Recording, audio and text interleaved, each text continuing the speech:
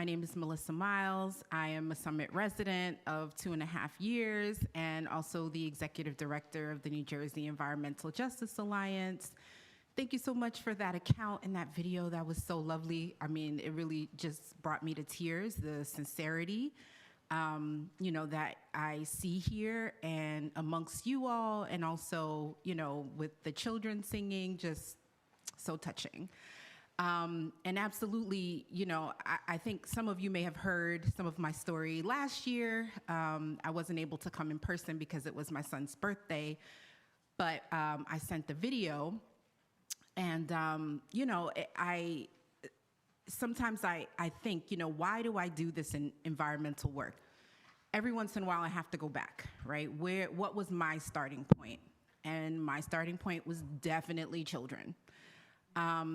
Just as a mother thinking to myself, I don't think any parent should have to suffer the agony of taking their child to the hospital because they can't breathe due to asthma.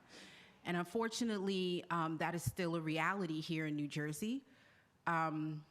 As we speak, there are nearly 300 overburdened communities in New Jersey as defined by the Department of Environmental Protection.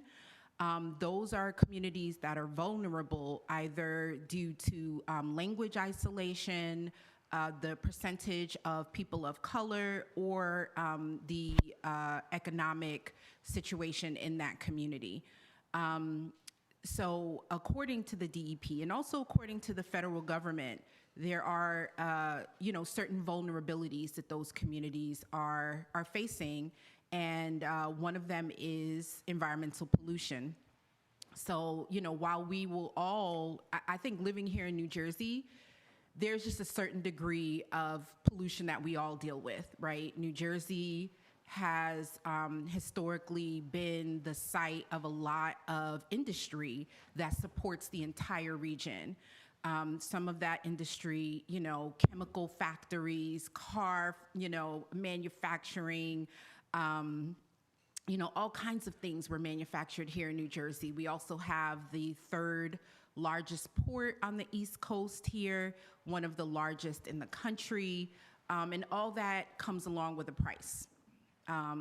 So, we like to say to people, pretty much, anything you buy that came from overseas, so much of our food, our clothing, our electronics, there's the amount we pay for it, and then there's the externalized cost. The externalized cost is what we don't always see or take into account, and that's the cost of, what it costs in the health and wealth and well-being of people to both create cheap, fast goods and to get them, over to the United States through the ports, through neighborhoods, on ships that pollute, on trucks that pollute. And, that takes a toll on society and humanity when we are able to continuously ignore the externalized costs of things like even throwing away our trash, even recycling, right? When you put it into the bin, most of us don't think about where it goes from there. And there, unfortunately, are communities that have to deal with even our recycling. So I don't know how many of you may have heard a couple of weeks ago in Jersey City, there was a huge fire at a paper recycling facility that I pass regularly on the way to my mother's house.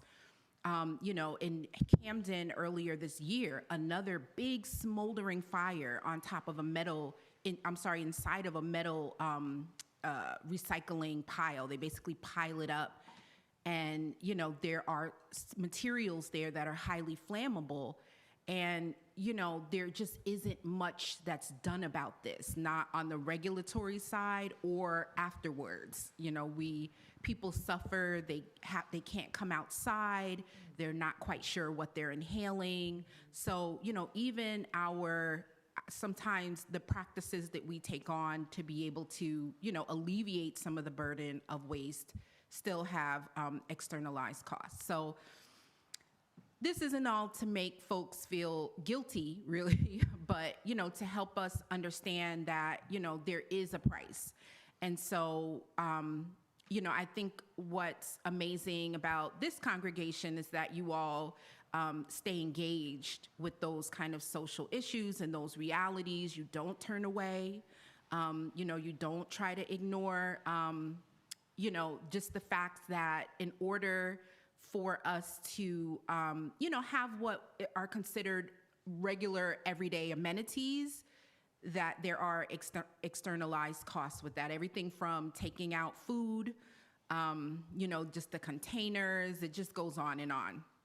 But the good news is, I think when we travel to other countries, particularly, we get to see what life looks like without some of that, without the extra plastic bag, without the to-go dish, without the plastic fork. And we see somehow people live, right? Somehow people live without disposable items readily at hand. And, that is part of the vision of a just transition for us, because, the hard truth is that even as we do all of this work to minimize our impact, we still just simply must consume less as a society. And not just us, but corporations, because this is not an individual problem. I think average everyday people do their best, but we also have to hold corporations responsible, the producers of products responsible.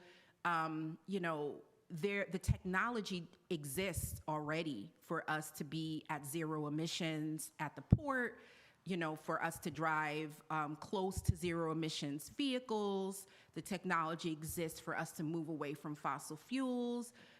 What we need is more people power, people holding government, holding corporations accountable.